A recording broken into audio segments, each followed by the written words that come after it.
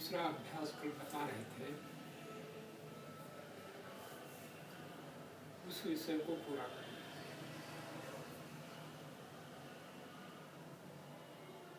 दो अभ्यास जो किए थे वो बहिर्मुख थे, दो अंतर्मुख।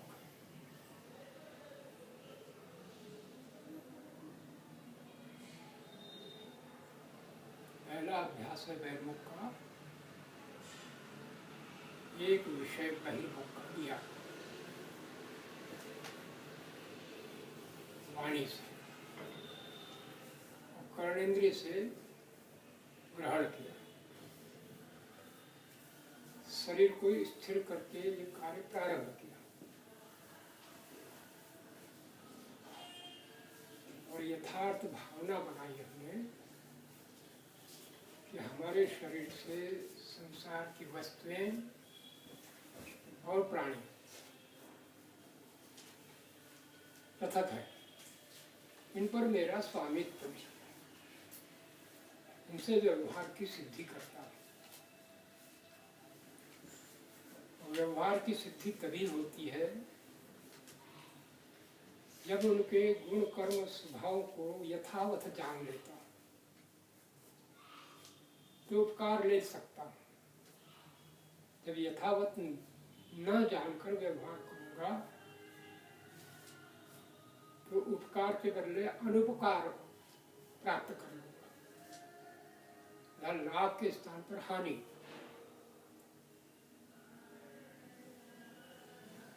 ये हमने बाहर एक भाव बनाया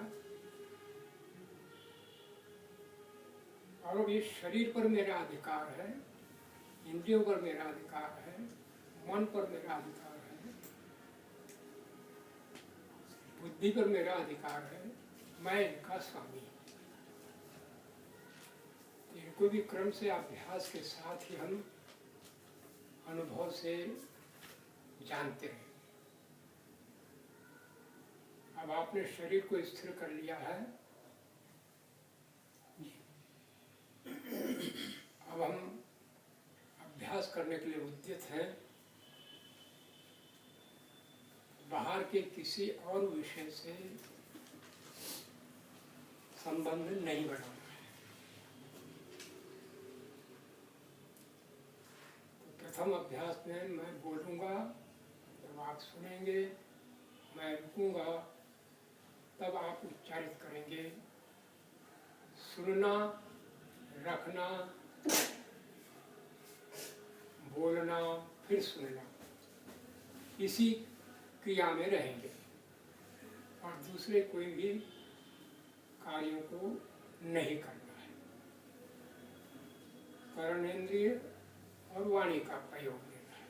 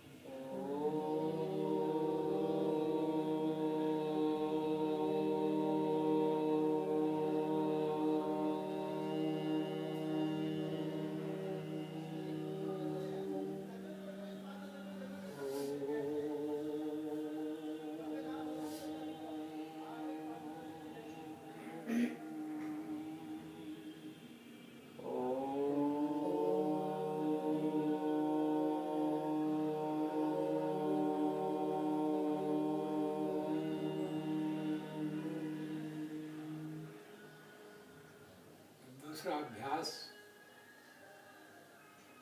आलंबन को थोड़ा हम हल्का करेंगे, वाणी से उच्चारण नहीं करके कंठ से उच्चारण करें। अन्य क्रियाएं पूर्ववत।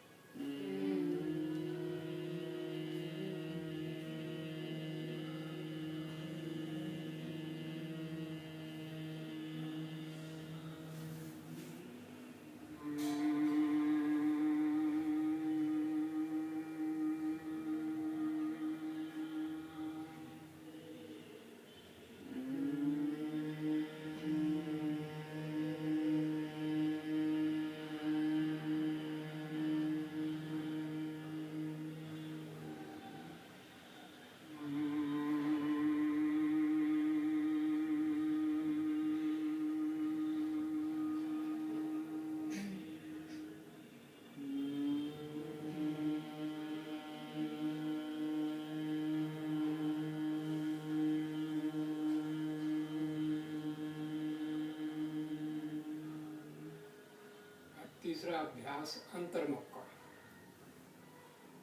धीरे धीरे लंबे गहरे लयबद्ध प्राणों को भरते हुए साथ में मानसिक स्तर पर ओम का उच्चारण करते हैं। जब प्राण पूरे भर जाएंगे तब धीरे धीरे वैसे ही छोड़ते हुए ओम का उच्चारण साथ रखेंगे। एक वृत्त बन जाएगा, खंडित नहीं होगा।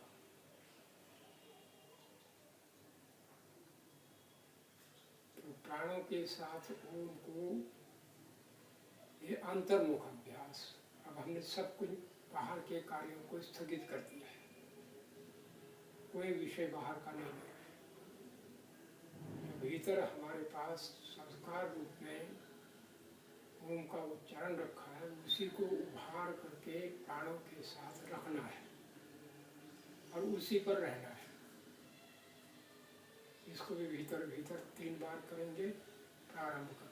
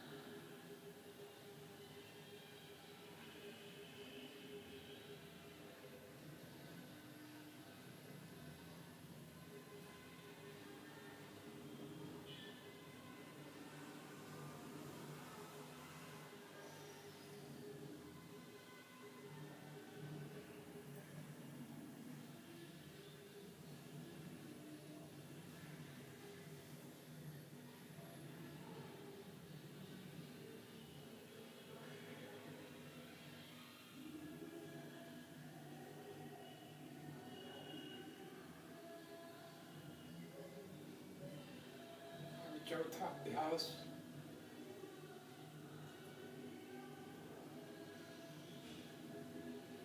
अब कर्म कुछ नहीं करना है,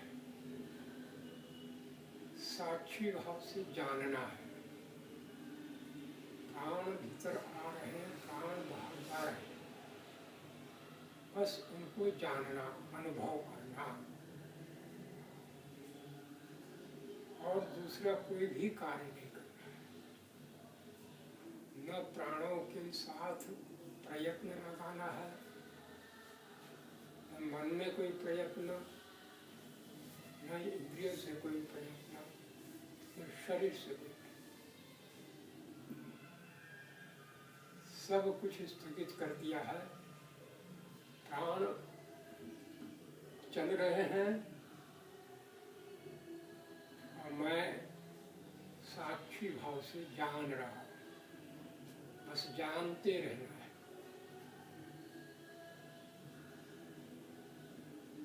प्रारंभ करें।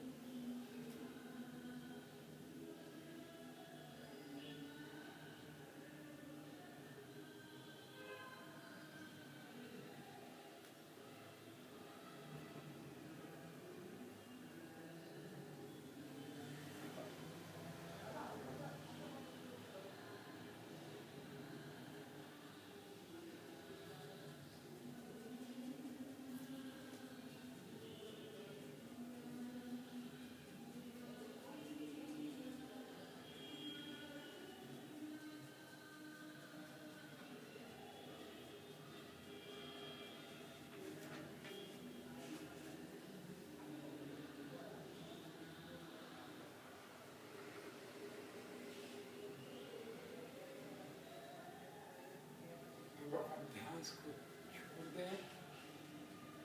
यहीं से हम पुराने 2 अभ्यास जो किए थे उनका भी पुनरावर्तन करते हैं। 3 सत्ताओं का भाव।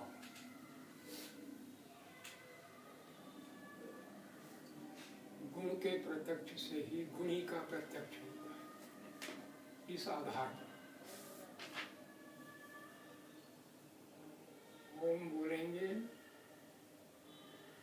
और फिर पहले प्रकृति का भाव, दूसरे में जीवात्मा का भाव, तीसरे में परमेश्वर का भाव।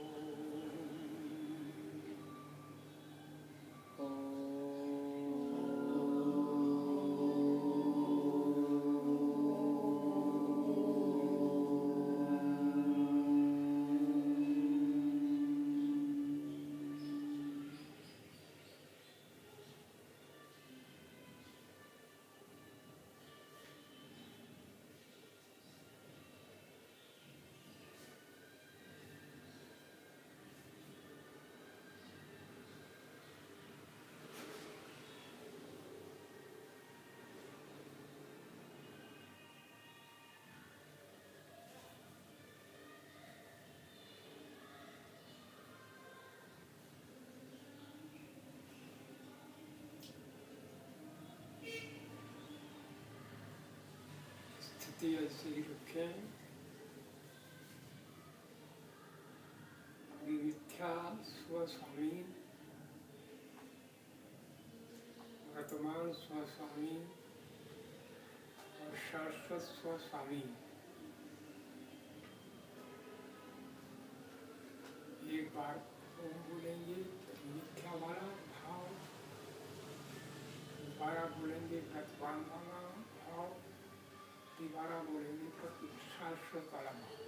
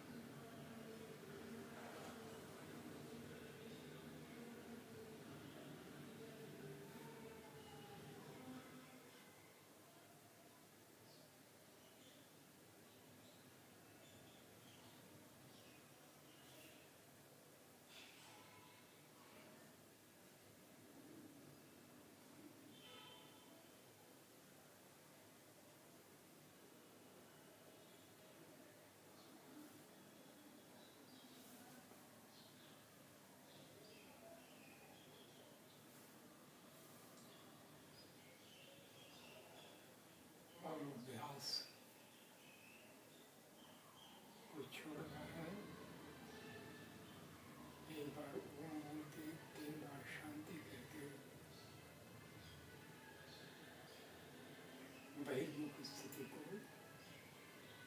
लाना है।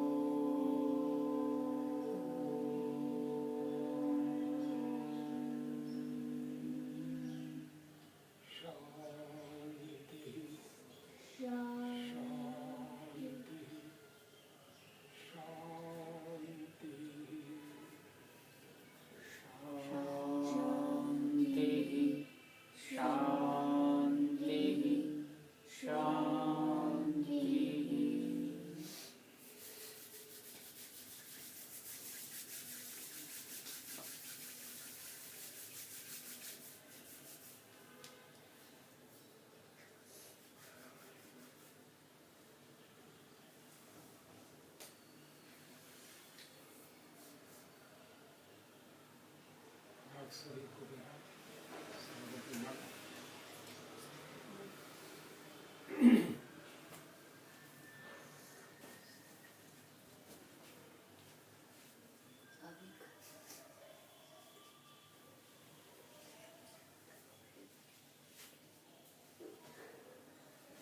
अब हम योग दर्शन के पाठ को प्रारंभ करें।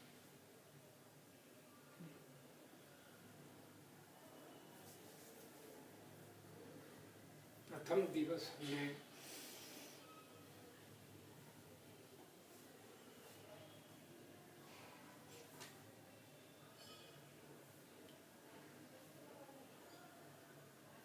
लगभग 4 सूत्र को पढ़ा।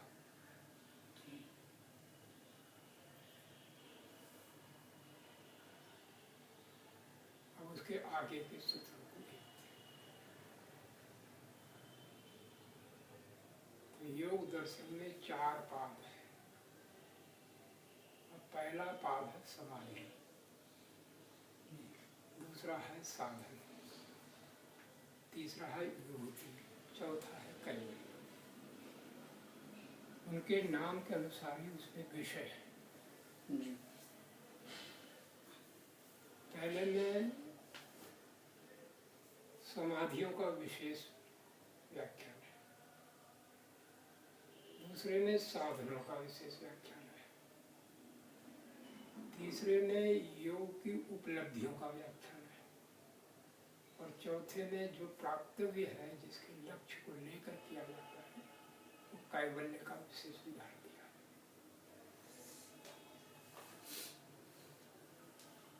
ये एक होता है शब्द ज्ञान, शब्द के बाद अर्थ ज्ञान, अर्थ ज्ञान के बाद संबंध, और संबंध के बाद व्यवहार। जैसे पाठ्यक्रम होते हैं बाहर, पहली कक्षा, दूसरी कक्षा, तीसरी कक्षा, चौथी कक्षा, और जो पाठ्यक्रम जिसको हम कहते हैं वो भी शब्दों में होता है।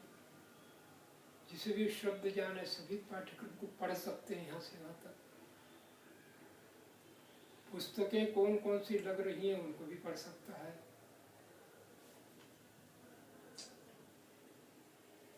परंतु गुरु मुख से समझ करके उन पाठों के अर्थों को समझना, और उस अर्थ का हमारे क्या क्या संबंध है,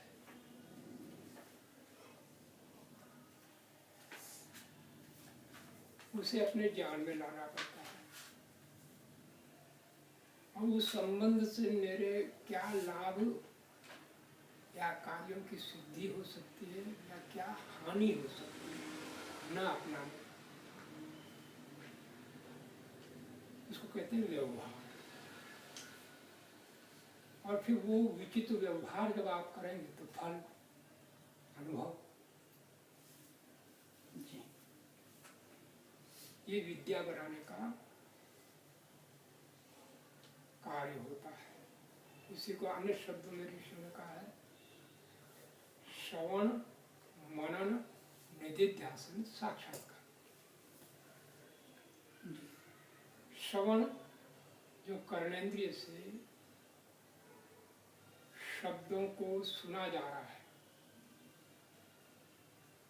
सुन करके उनको यथावत वैसे ही रख लेना,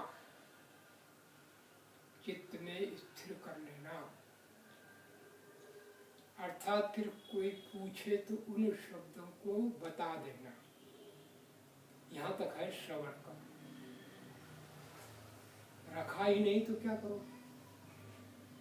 तो श्रवण कर्म है, सुनना, रखना और रख करके उसको फिर वापस बता सकना, इतनी योग्यता आना, यह है श्रवण कर्म। फिर है मनन कर्म। जो श्रवण शब्दों में किया है वो शब्द का ज्ञान बनाना और उसकी परीक्षा करना, ये सत्य है या असत्य। चाहे वो पुस्तकों से पाठ पढ़ा हो, चाहे किसी से सुना हो, उसकी परीक्षा करना है मनन। यह है अंतर्मुख कर्म। बहिर्मुख कर्म हुआ श्रवण, कर्णेंद्रिय का उपयोग लिया, शब्द का आपने ग्रहण किया और रखते चले गए। अर्थात जो आपको अभ्यास सिखाया उनका ये क्रिया रूप। और फिर गुरु ने, आचार्य ने या पढ़ाया, जिसने उससे पूछा तो आपने बता दिया।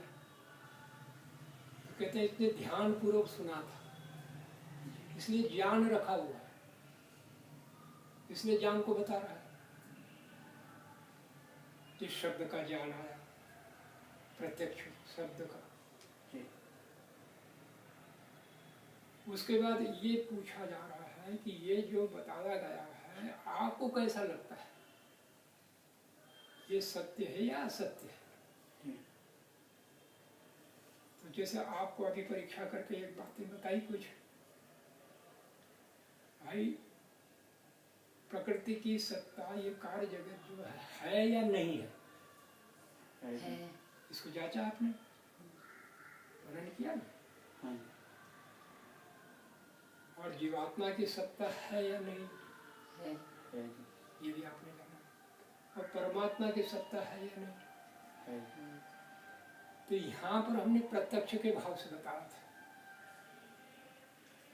अनुमान को भाव नहीं कहा था, प्रत्यक्ष। अर्थात गुण को जान रहे हैं, गुण को जान करके उस पदार्थ को जान रहे हैं। गुण को सुन नहीं रहे हैं, जान रहे हैं। परमात्र सत्ता का प्रत्यक्ष हो रहा है। सत्तात्मक पदार्थ है, अभी विशेष उनके गुण कर्म स्वभाव का नहीं ज्ञान बना है।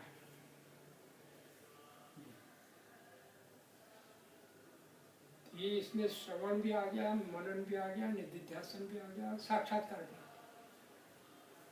निश्चय बन गया आपको, मनन भी हो गया, आपने उसको उभारा ना। हाँ जी। ये प्रकृति है तो इसका क्या स्वरूप है जी। तो कहा गया ये 5 विषय हैं जी। और 5 विषयों का ज्ञान 5 ज्ञानेंद्रियों से होता है जी। और वो विषयों के गुण हैं महाभूतों के।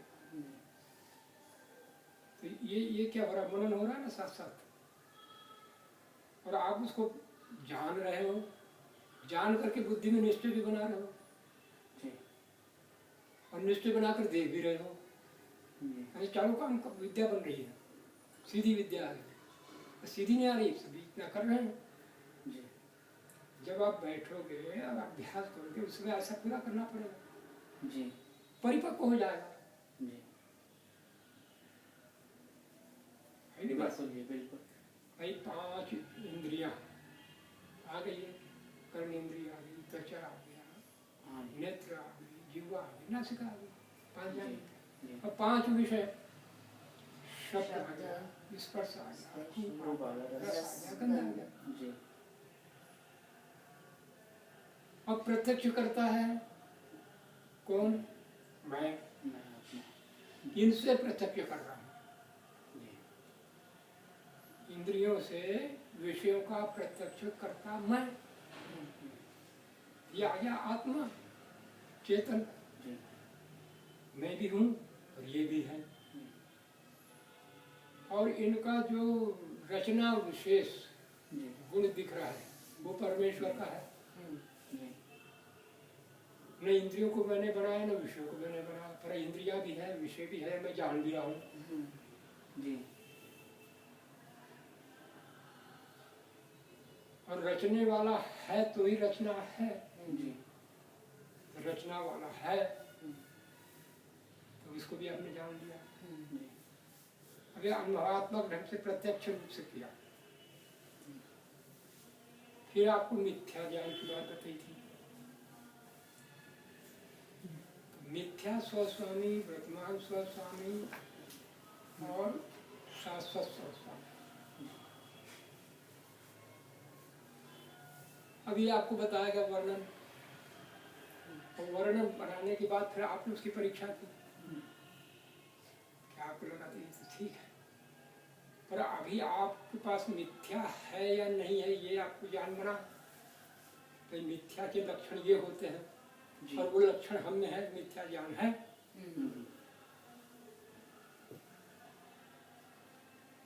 वर्तमान के लक्षण ये होते हैं। तो स्थिति आपको अपने भीतर आई है। जब साधना करोगे, उपासना करोगे, भीतर योगाभ्यास करोगे तब ये समझ में आएगी बात है। ये अंतर्मुख की बात है, एक बहिर्मुख की बात है, एक अंतर्मुख की बात है। तो जब हम अपने को शरीर मानते हैं, बाहर अपने ये मानते हैं, बाहर की संपत्ति को अपना मानते हैं, ये सब मानते हैं, फिर आपको बताया कि इस पर स्वामित्व तो नहीं है। अब आप जहाँ जहाँ स्वामित्व करके दुख देंगे, अब प्रयोगात्मक बात होगी, व्यवहार बात आएगी, क्या ऐसा ही होता है या नहीं होता। तो व्यवहार में मालूम हो गया, हाँ यहाँ मेरा ये भूल कर दी, ये मिथ्या ज्ञान है और मिथ्या ज्ञान का फल मुझे मिला है।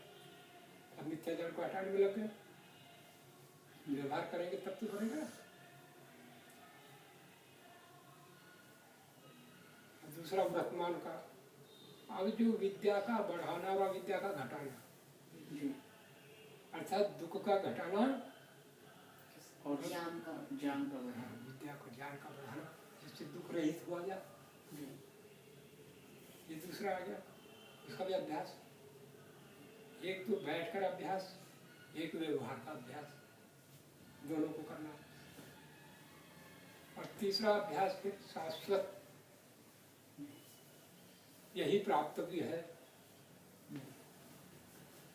प्रकृति से मैं भिन्न हूँ और परमात्मा से अभिन्न हूँ, ये आपने शब्द सुन लिया, अनुमान से आपको ठीक भी लगा, पर अभी वैसा व्यवहार तो करने में नहीं संपन्न होगा। इसका मतलब बुद्धि पर फिर निश्चयात्मक वृत्ति नहीं आई है। मनन तो कर लिया, सत्य भी लग रहा है, पर कर नहीं रहा हूँ ऐसा, बार बार आप फिसल जाता हूँ। इसका मतलब अनभ्यास है। अब पूर्व का अभ्यास बलवान है, अभी का अभ्यास कम है, इसलिए ये हो रहा है कि आपने संस्कारों को जान लिया। अभ्यास भीतर रखा था संस्कारों का, वो संस्कार हो रहे हैं, ये संस्कार। अब साधना के द्वारा संस्कारों का परिवर्तन करेंगे। ये सत्य है, ये असत्य है, इसको समाधिस्थ अवस्था जिसे कहते हैं, उस अवस्था में जाकर करता है तो बिल्कुल सटीक वो काम होता है। एक जल्दी से काम कर लिया, कहीं इधर गिरा, कहीं उधर गिरा, कहीं उधर गिरा, और एक पूरा साफ सफाई से व्यवस्था से किया। जब बुद्धि में धीरे धीरे संस्कारों का परिवर्तन करते हैं निधिध्यासन से, तो फिर हम बाहर जब व्यवहार करते तो वही बात आती। जैसे ये पुस्तक लिखी, अब पुस्तक में कुछ भूलें हो गई, अब जब आप पढ़ोगे तो भूलों के साथ पढ़ोगे। पर आपको बताएगा कि यहाँ यहाँ ये भूले हैं, उसके स्थान पर ये होना। तो भूल वाले जो शब्द थे उनको हटा दिए आपने, और जो यथार्थ शब्द थे उनको रख दिए। अब वो पुस्तक को पढ़ोगे, अब कैसे पढ़ोगे? जो लिखा वही तो पढ़ोगे ना जी, दूसरा पढ़ ही नहीं सकते। तो ये क्या हुआ, बुद्धि में परिवर्तन कर दिया। जैसे ये बाहर की बात बताई, ऐसा बुद्धि में परिवर्तन हो जाता है निश्चित। और फिर हम बाहर वही पढ़ते हैं, उसी से व्यवहार करते हैं, फिर सफल हो जाते हैं। सफल न होने का कारण, सफल होने का कारण, और न जानने का कारण, और जानकर भी न होने का कारण, ये चारों बातें थोड़े थोड़े आपकी समझ में आ जाएगी।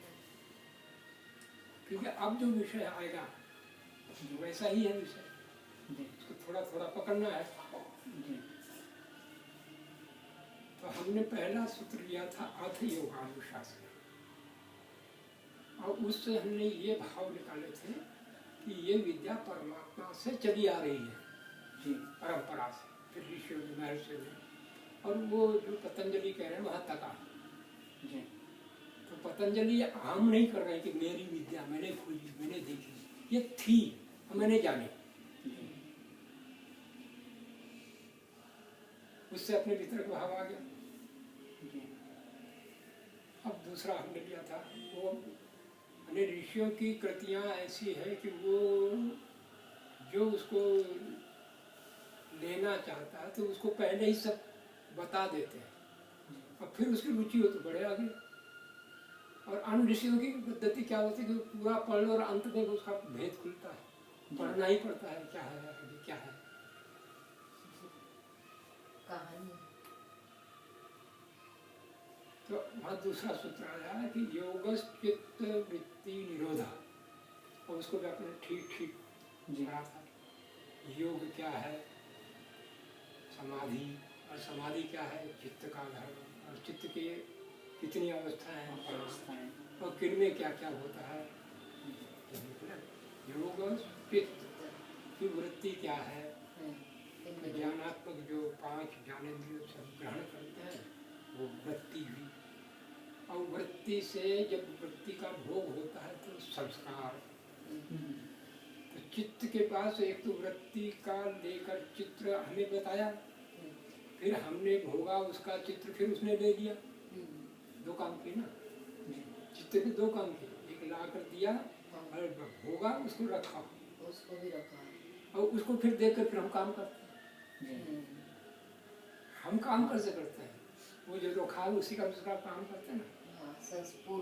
अब कभी गलत रखा है तो गलत से काम करेंगे, और सही रखा तो सही से काम करेंगे। अब आगे आएंगी बातें, आगे सब जी, इसके थोड़ा सा बता रहे हैं। तो वृत्ति और संस्कार, संस्कार और वृत्ति, एक थोड़ी सी स्पर्श की थी। तो योग चित्त वृत्ति निरोधा, निरोध का मतलब होता है जो वृत्तियां हम उठा रहे थे एक बार, उनसे जो संस्कार बनाए हुए थे, अब उन दोनों के कार्यों को स्थगित कर देना। बाहर के विषयों को लेना बंद कर दिया, भीतर के विषयों को उठाना बंद कर दिया, तो आत्मा खाली हो गया। आत्मा के कारण सब हो रहा था ना, तो आत्मा ने सब काम छोड़ दिए, सब काम छोड़ दिए। अभी आप भोजनालय में हो क्या, कपड़ों के साथ हो क्या, अब सब काम छोड़ दिए, अब मुझे देख रही हो, मेरे शब्द सुन रही, एक वृत्ति आ गई ना। एक ही विषय को आपने अपने में धारण कर लिया, तो वहां तक एक विषय को धारण किया, वहां तक तो एकाग्रावस्था है, वहां तक एकाग्रावस्था है, और उस एक विषय को भी छोड़ दिया, बिल्कुल खाली हो गए। फिर क्या रहा, आप ही रहे, आप ही रहे ना, वो है निरोध अवस्था, जहाँ कुछ नहीं रहता, हमें कुछ भी नहीं रहता, जिसको तुम कुछ कह रहे हो वो कुछ नहीं रहता, फिर क्या रहता है, बस वही रहता है जो होता है। ये ऐसी भावना तो बना सकते हैं ना। हाँ जी, हाँ जी। आप मकान में रह रहे हो, कपड़े पहने भी हो, आप बाथरूम में गए, सब पूरे कमरों को छोड़ दिया, कपड़ों को छोड़ दिया, अब क्या रहा? शरीर। और शरीर रहा। अब ये शरीर में रहने वाला कोई है? शरीर को छोड़ा, अब यहाँ छोड़ा मतलब ऐसा नहीं हटाया, शरीर का ज्ञान छोड़ा। शरीर के भीतर इंद्रियां थी, इंद्रियों से कुछ ज्ञान ले रहे थे, उस ज्ञान को भी अब हम ऊपर नहीं उठा रहे हैं, छोड़ दिया ना उसको भी। तो सबको छोड़ते छोड़ते छोड़ते छोड़ते छोड़ते क्या बच जाएगा? जो बचेगा वही होगा, जिसके कारण सब कुछ, वो है निरोध समाधि। तुम हो तभी सब कुछ है ना। हाँ जी। आप समझ लो ना, आप हो मतलब आप कौन हो? जो भी हो चेतन सत्ता। आप न हो तो यहाँ आपके लिए क्या है? इसकी कोई कीमत है? फिर करेगा कोई कीमत? ऐसे कोई और एक है जिसके कारण ये सब है। एक और कोई है जिसके कारण सब है। यदि वो हट जाए तो सब खत्म। मान लो वो हट जाए, जैसे तुम हट गए इसमें से, सब खत्म। और वो हट जाए तो कुछ भी नहीं, पूरा ब्रह्मांड भी। पर वो हटता ही नहीं है, वो सदा ही रहता है, व्यापक है। और आप एक देशी हो, इसलिए हटते भी हो, आते भी हो, जाते भी हो, उसका आना जाना नहीं होता। और उसका आना जाना जिसका नहीं होता, उसके साथ आप हो गए। अब आपका भी आना जाना कहीं और होगा क्या? नहीं। उसी में रहेगा, अब कहीं नहीं होगा। अब कहीं जाना आना होगा नहीं। अब अभी आप शरीर में हो, तो आप अंतर्मुख और बहिर्मुख दो बातें बताई ना, तो आप आते जाते रहते ना, ज्ञान से जाते आते हो, ऐसे उछल कुछ थोड़ी करके इधर से उधर। जरा में आ गए तो मन पर आ गए, जरा में आ गए तो बुद्धि पर आ गए, जरा में आते इंद्रिय पर आ गए, जरा में आ गए तो विषयों पर आ गए। और हमें जाना है अपने भीतर वापिस। विषयों को छोड़ दिया, शरीर को छोड़ दिया, इंद्रियों को छोड़ दिया, मन को छोड़ दिया, बुद्धि को छोड़ दिया, हम किस में आ गए? स्वयं में प्रतिष्ठित, अपने में। और अपने को छोड़ दिया उसमें।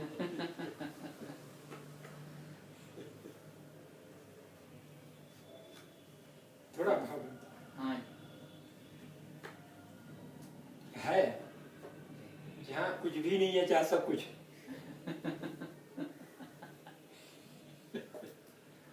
आदमी को ये लगता है छूट जाएगा सब जी।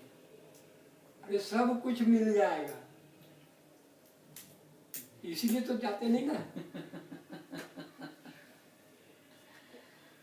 योगस चित्त वृत्ति निरोध, ये स्थिति आ गई आपकी। निरोध का अर्थ जो ऋषि ने बताया, परमात्मा साक्षात्कार। इतनी बातें बताकर आपको एक भाव लाया कि परमात्मा साक्षात्कार हो गया, आपको हो गया।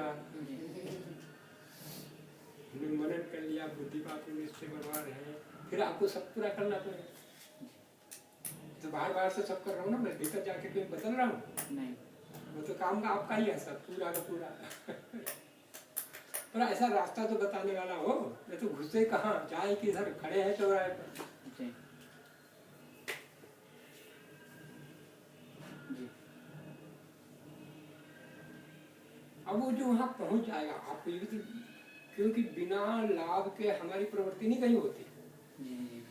स्वाभाविक है आत्मा, लाभ मिलेगा तो हानि की ओर कभी प्रवृत्ति नहीं होता, उसी को सुख दुख कहते हैं। लाभ है सुख और हानि है दुख। तो आपकी प्रवृत्ति या तो जुड़ने की होगी या हटने की होगी। आप तो साधक लोग हो ना, अभी सामान्य पढ़ाई नहीं करा रहा हूँ, ये साधना की विशेष पढ़ाई, इसलिए इतना बता रहा हूँ। कि आप करोगे इसको जी बिल्कुल क्रियान्वित। बिल्कुल करेंगे। अब उसके बाद आप वापिस आए, जी पहुंच गए, फिर वापिस आए, जी तो जिस रास्ते से गए थे उसी रास्ते से वापिस आओगे। जी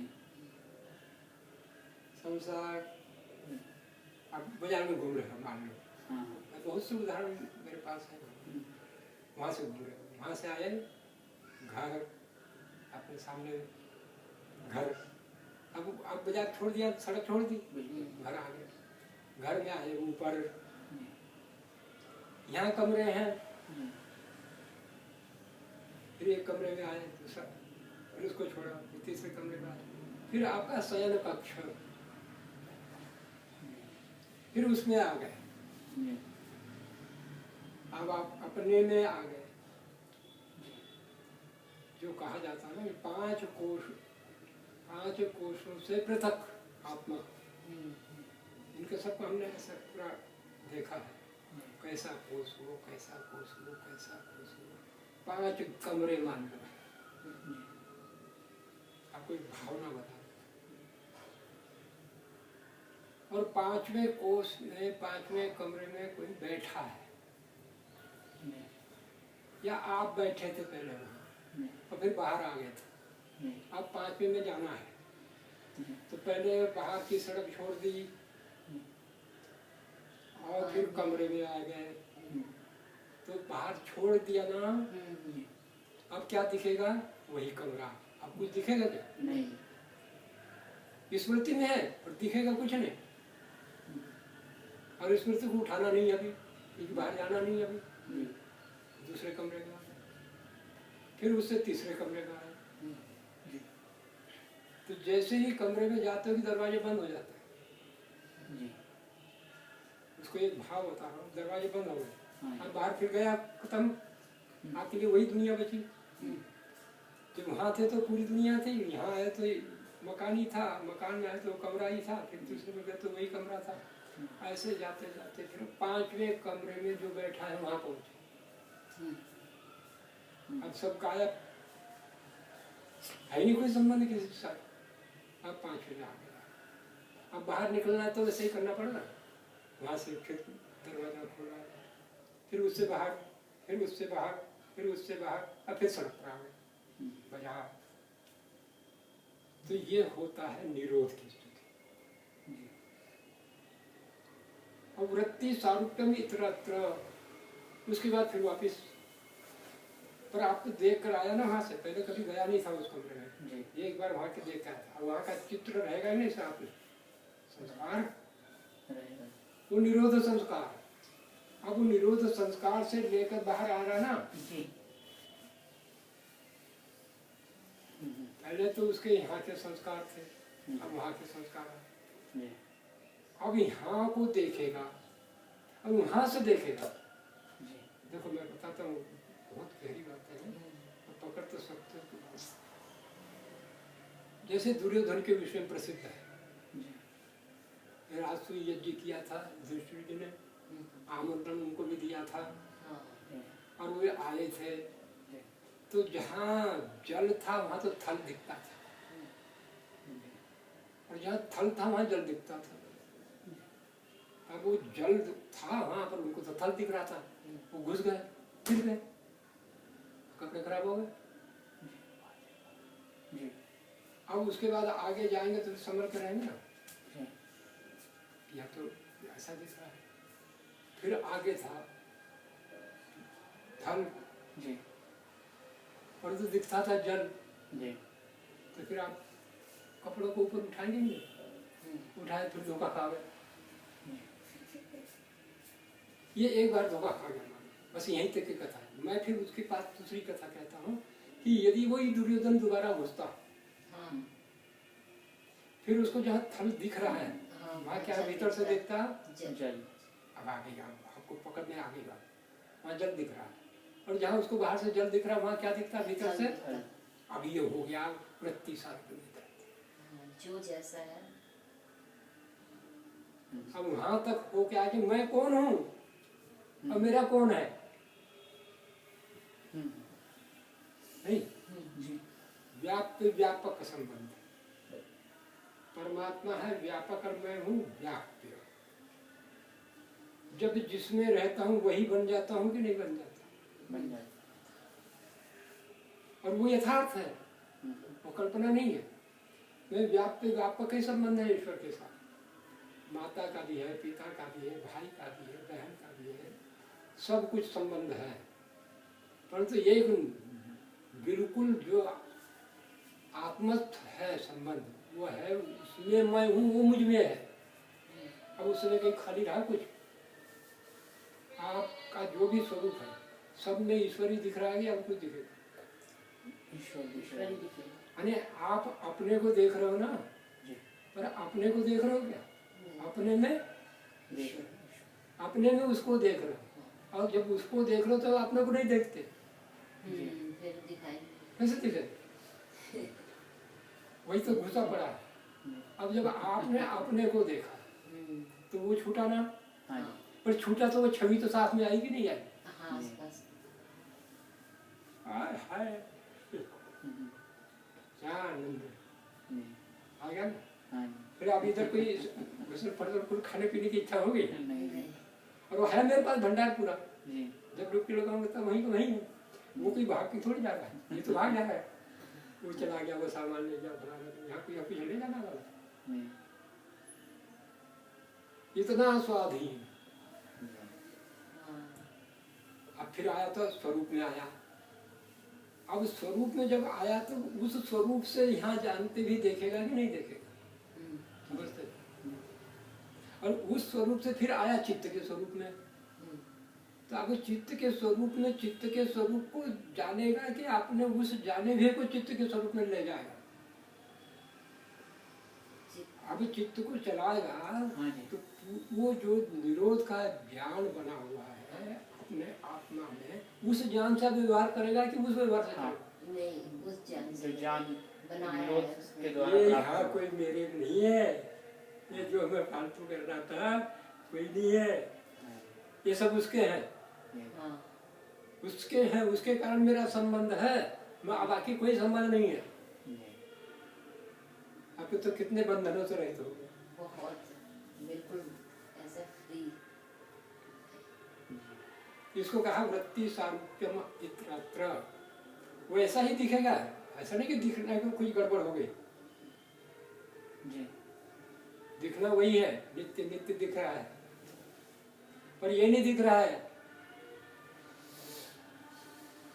शालिनी शालिनी दिख रही, पर अभी ये नहीं दिख रहा है कि शालिनी का बेटा है, ये तो भगवान जी का बेटा है। भगवान जी के मंदिर में बेटा है। ये शालिनी का शरीर है, ये भगवान जी का शरीर है। ये भगवान जी के शरीर में आत्मा बैठी हुई है, जैसा मैं बैठा हूँ वैसा ये बैठा, पर ये चित्त के अनुसार जी रहा है, और मैं तो वो भगवान जी के साथ। अब कोई राग द्वेष आएगा? क्लेशों से रहित। अब अभिमान आएगा क्या? अभिमान नहीं आएगा तो कोई मार पड़ेगी क्या? क्या समझा? अब क्या समझा?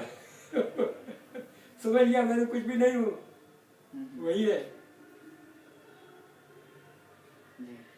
तो जो वृत्ति सार्थ मित्र, वृत्तियां तो वैसी ही होगी। ये बहुत परिश्रम किया इसके ऊपर, तब जाके बातें खुली हैं जी। ऐसे कैसे दुनिया फिर वैसी दिखेगी? तो फिर क्या मतलब हुआ? फिर जाने को कोई मतलब ही नहीं हुआ। हाँ जी। वैसी नहीं दिखेगी, वैसी ही दिखेगी, पर वैसी नहीं रहेगी। जी। न मिथ्या मैं मेरा रहेगा, न वर्तमान मैं मेरा रहेगा, शाश्वत मैं मेरे के साथ देखेगा। आई पकड़ में कुछ बात? हाँ जी। अब आप समझ सकते हो ना कि इस शरीर वाले की आप कैसी दृष्टि है। जी। देख रहा हूँ वही देख रहा हूँ, ऐसा नहीं। ये जो भूतकाल को मैं देखूंगा वो किसका भूतकाल है? प्रकृति का भूत होता है, प्रकृति का भविष्य होता है, प्रकृति का वर्तमान होता है। तीनों कालों से घटित हूँ। जो मैं भूत देख रहा हूँ तो भूत मैं हूँ नहीं जी। भूत पूरा क्या क्या है?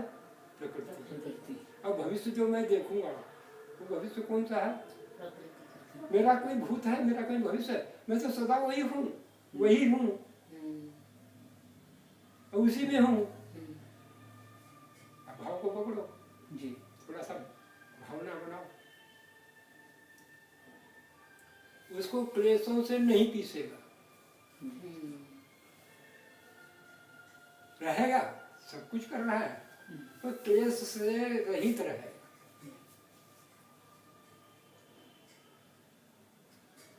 उसके कर्म सब निष्काम होंगे, कोई कामना नहीं रहेगी। कामना कौन सी है?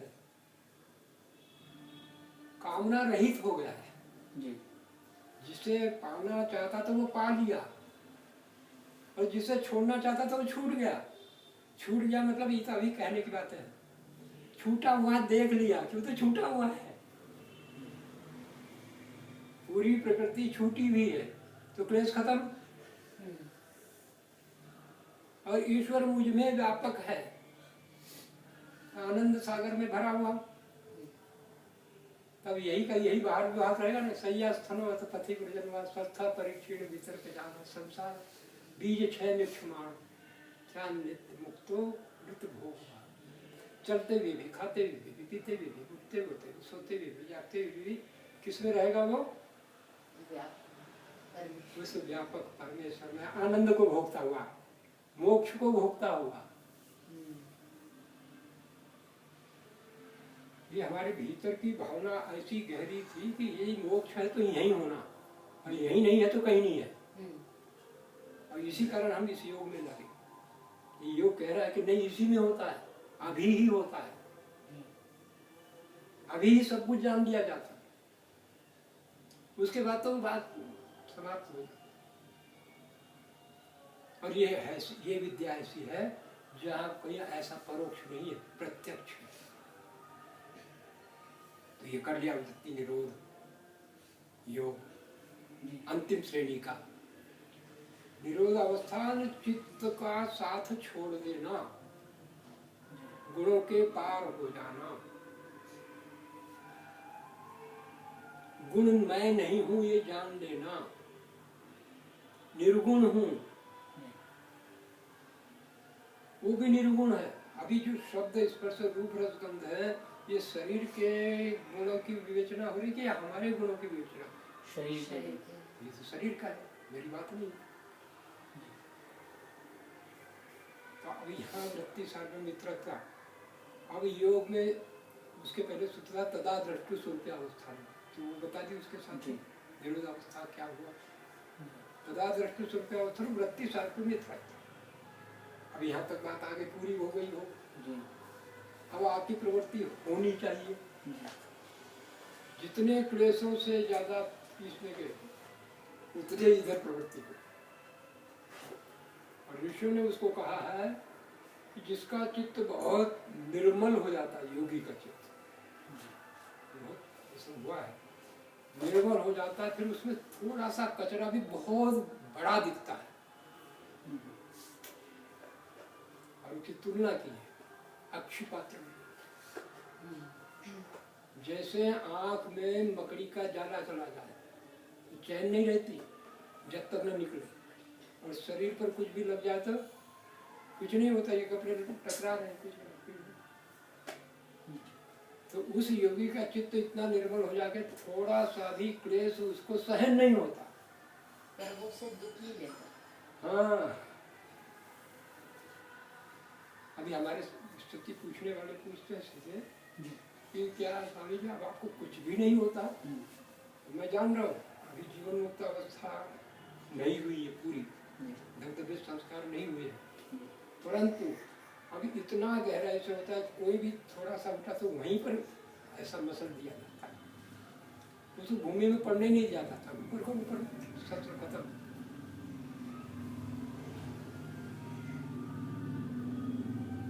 तो वृत्ति सार्को मित्र अब कह रहे हैं यहाँ पर, अब आगे सूत्र आ रहा है, वृत्तयः पंचतयः कृष्टा कृष्टा। अब आप जिज्ञासु हो ना? हाँ जी। तो आपको पूछना पड़ेगा ना ये कि हाँ भाई जी। वृत्तियाँ क्या होती है, तो समझ में तो आए, पूरी समझ में नहीं आए तो बता रहे हैं। प्रत्यय पंचतय, 5 प्रकार की वृत्तियां हैं, पर फल के परिणाम की दृष्टि से 2 ही है। एक क्लिष्ट है, एक अक्लिष्ट है। एक दुखों को पैदा करने वाली, एक दुखों को हटाने वाली। क्या बढ़िया बात। तो किसका संग्रह करेंगे? ये हो गया, आपका संबंध आ गया ना। तो वृत्तय पंचतय क्लिष्टा क्लिष्टा, दुख देने वाली हैं और दुख हटाने वाली। ये जो कि 5 बताएंगे, इसमें दोनों हैं, ये क्लिष्ट भी होती है, अक्लिष्ट भी होती है। आपको 5 कौन कौन से हैं? प्रमाण, विकल्प, पंचतय। अब पहली है प्रमाण। प्रमाण को फिर खोल कर बता। प्रमाण क्या? हर चीज में देखो, योग की भाषा पूरी आपका वैज्ञानिक है ना, उससे भी गहरी भाषा है। जी जी। हर जगह बिना क्यों के वो आगे नहीं बढ़ता। समझ में नहीं आया ना हम क्या मतलब। तो प्रमाण क्या? प्रत्यक्ष प्रत्यक्ष अनुमान आगम प्रमाणानि, ये 3 को प्रमाण कहते हैं। ये 3 को ही मान। 3 ये 3 में आ जाते हैं सारे। अपना अपना ढंग है ना उपस्थित करने। तो प्रत्यक्ष है, अनुमान है, आगम है। जिनके भी थोड़े थोड़े से आपको भाव बताए थे। प्रत्यक्ष क्या है? स्वयं बोध। स्वयं बोध वह है प्रत्यक्ष। अनुमान क्या है? उस प्रत्यक्ष के कुछ भाग को जानना, सामान्य, और वो है। हाँ, सामान्य प्रत्यक्ष, और वो है सत्ता। तो उसका थोड़ा सा जान दिया तो फिर मैं पूरी जान सकता हूँ। ये अनुमान जी। आपको अभी अनुमान हुआ है जी। उसको भी बहुत बार बार करोगे तब जाके अनुमान को ठहरा। मैं आत्मा हूँ, परमात्मा है मुझ में, मैं उसमें, प्रकृति है मुझसे अलग। यह अनुमान तो हो गया। अब इसको प्रत्यक्ष करना है तो समाधि में जाना पड़ेगा। समाधि के बिना इनका प्रत्यक्ष नहीं होता। और जो प्रत्यक्ष करता है फिर वो ऐसे ना, ये तो गूंगे का गुड़ है। गूंगा गुड़ खा ले तो बोले क्या, कैसा है? अब तुमको गुड़ छुआया जाए तब तो आपको मालूम है गुड़ ऐसा है। तुम बाहर का छुरा चाहता है तो भीतर का छुआया कैसे जाए? लक्षण से देखो। इसलिए छुआ है, हाँ कुछ भी कुछ है, ये भाव आना चाहिए आपको। इतना खुश रहता तो कुछ न कुछ है तो कुछ भी नहीं, फिर भी आनंद है तो कुछ न कुछ है। वो धक्के मार के निकाल रहा है, वो कुछ भी नहीं हो रहा है, तो कुछ न कुछ है। लगेगा ना लक्षणों से। तो प्रत्यक्ष, अनुमान, आगम, और कहा गया है। आगम आप्त पुरुषों का होता है। सबसे आप्त पुरुष परमेश्वर, उसका ज्ञान वेद। दूसरा परमेश्वर को जिन्होंने जाना, आत्मा को, अपने को जाना, प्रकृति को जाना, संसार को जाना, और अपने दुखों को हटा लिया, क्लेशों से रहित हो गए, और निरोध समाधि को जान करके आनंद से सहित हो गए। अब उसी भाव को दूसरों को देना चाहता। तो शब्दों में तो दिया होगा ना, अभी मैं क्या नहीं दे रहा। ये आगम था। महर्षिदान कहते हैं जैसा आत्मा में, वैसा वाणी में, वैसा कर्म में, 3 जगह है। मन, वचन और कर्म, तीनों में एक रूपता। इसको अपने शब्दों में वो कहते हैं सत्यमानी, सत्यवादी और सत्यकारी।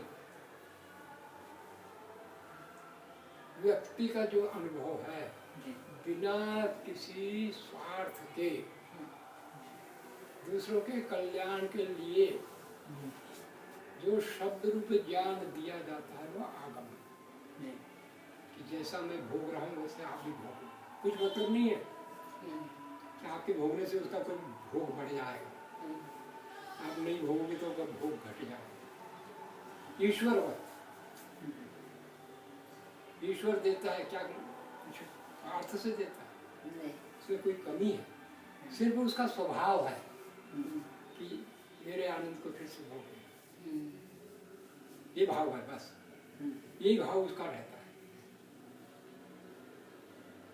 ये प्रमाण वृत्तियाँ ये बता रहे ना, परमात्मा का प्रत्यक्ष होने के बाद और जीवन मुक्त अवस्था होने पर वो उसका भी यही रहता है। यही इसी का नाम है निष्काम।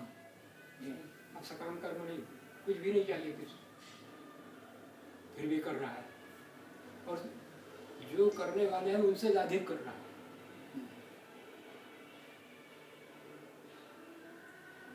तो प्रमाण वृत्ति आगे समझ में, प्रत्यक्ष अनुमान आगम, इनको रोक देना, इनका उपयोग ले लिया, पाकशाला में पहुंच गए, सामान सब ले आए, भोजन सब बन गया, अब थाली में आ गया भोजन, अब आप कौन सी वृत्ति उठाओ, खाने की खाने बजाय वाली खाने की बात हो गई, वो सब वो बातें तो हो गई। तो प्रमाण वृत्ति का उपयोग ले लिया था, प्रमाण वृत्ति को नहीं उठाना, भीतर उसका उपयोग ले लिया ना, वहां तक पहुंच गए तो प्रमाण वृत्ति हट गई, रुक गई, छोड़ दी, जी छूट गई। तो एक तो प्रमाण वृत्ति, दूसरा है विपर्य। जब यथार्थ को जान लिया तो विपर्य कहाँ रहा, खत्म है ही नहीं, कथानक एक आता है समझाने के लिए ना। परमेश्वर ने सूर्य को निर्मित किया, उसके पहले गहरा अंधकार था, जी अब वो सूर्य आ गया तो अंधकार रहा नहीं, तो अंधकार ईश्वर के पास जाकर बोलता है, महाराज मैं बड़ा लड़का, ये घर का लड़का, ये मुझे ठहरने नहीं देता कहीं, ये बड़ा अन्याय है। ठीक है, बुलाओ भाई उसको, सूर्य को, उन्हें ठहरने देता। सूर्य आया तो वो है ही नहीं वहाँ, तुम्हारा क्या बात है, बोले फिर बड़ा बेटा है वो, अंधकार उसको ठहरने नहीं देता। तो आपने पूछो ना कहाँ है वो, अब कौन बयान में। तो विपर्य है, विपर्य का मतलब है ही नहीं, तुम मान रहे थे अंधेरे में टटोल। जी तो जिसने अपना स्वरूप देख लिया जी उसको विपर्य रहेगा क्या। नहीं नहीं जब तक शरीर को मैं मानता था तब तक विपर्य था, जी ये बेटी, ये दामाद, जी अब कहाँ रहा बेटी और दामाद, कहीं नहीं रहा जी वैसे को वैसे ही है। जब तक ये शरीर रहेगा आपको ये पिताजी कहोगे, पर मुझे थोड़ी कुछ लगना है, आप कहो मैं जान रहा हूँ ये ऊपर व्यक्ति है, इनको भी जान रहा हूँ मैं, अपने को भी जान रहा हूँ। तो ये विपर्य वृत्तियां हैं जी, ये सारी संबंधों वाली, मतलब ये तो मतलब मतलब व्यवहार करने वाली एक बात हो गई, हाँ जी और फिर व्यवहार भीतर का करने वाली दूसरी बात हो गई। क्लेश नहीं लेना, परिवृत्ति का मतलब ये, अच्छा कल इसने जूता मार कर मुझे यहाँ से निकालना, बुलाया यहाँ ठाट से, ये वृत्ति कब आई, ये विपर्य है ना, विपर्य है हाँ जी ये कुछ नहीं होगा जी भाई। उसमें अभी कौन सा गुण आ गया है, उभर गया है, तमोगुण और तमोगुण अभी तमोगुण बन गई है, हाँ जी तमोगुण बन गई है, अभी रहेगी शालिनी नहीं रही, ये तमोगुण वाली शालिनी होगा, अब उसका यही व्यवहार हो सकता है। जी तो मुझे कोई क्लेश होगा क्या, नहीं ये है। अब व्यक्ति को कैसे जान लिया जाता है, अपनी हट गई और दूसरों के पास आ रही तो मालूम नहीं पड़ जाएगा, फिर उसे क्लेश लेगा क्या कोई? नहीं। पहले तो अपने ही कांटे लगा रहा था, अब दूसरे कांटों को लेकर क्या लगाएगा? नहीं। तो ये उसने देख लिया, भीतर गया था, वहां कुछ रहा भी परे, यहीं से भीतर जब जाते जाते जहाँ आत्मबोध हुआ वो परे खत्म। आत्मबोध होने के बाद ही तो ऊपर भीतर जाएगा ना, आत्मबोध हुआ के ऊपर खत्म। मैं तो ये